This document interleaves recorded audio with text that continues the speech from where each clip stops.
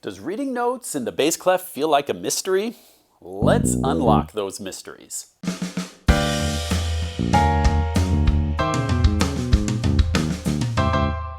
What is a bass clef?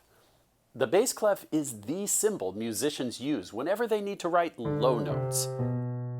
Cellists and tubaists read bass clef, and pianists read bass clef for the notes played by the left hand. But the bass clef isn't just to tell you that the notes will be low.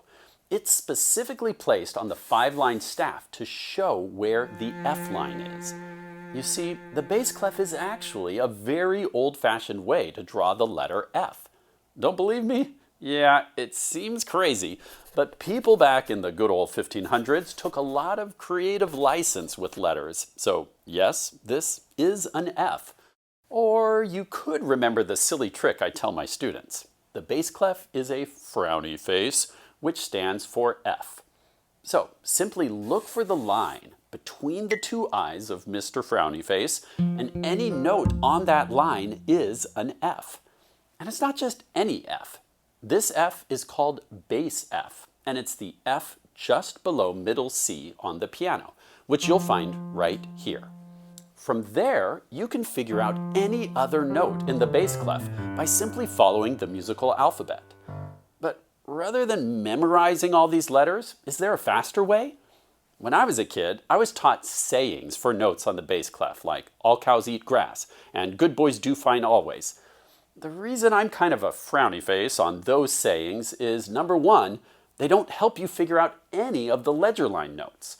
Number two, I've seen students mix up the bass clef sayings with the treble clef sayings, like "every good boy deserves fudge." Number three, it's just not fair. Why do only boys deserve fudge? I mean, come on. So instead, let's go with the latest science of learning using guide notes.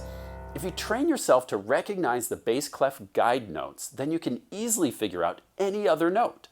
And good news, you've already learned your first guide note, bass F. The next one is here, middle C. Middle C is absolutely famous, guardian of the border between treble staff and bass staff. Next up, bass C. Easy to find because it sits here comfortably nestled in space number 2. It's special because it's our only bass clef guide note that is a space note. Find it right here on the piano. Next, we have ground G. I call it ground G because it's on the bottom line of bass clef. Think of it as the ground floor of bass clef. Ground G is down here on your piano. And finally, we have low C. 2 ledger lines down, below ground, in the basement, you might say. Low C is way down here on your piano. The great thing about the guide note approach is that once you have these notes mastered, almost any note you see in bass clef is just 1 or 2 steps away from a guide note. Let's practice. How would we figure out this note? First, think of the nearest guide note, which is bass C. Then notice that it's just a step above, so we know it's a D.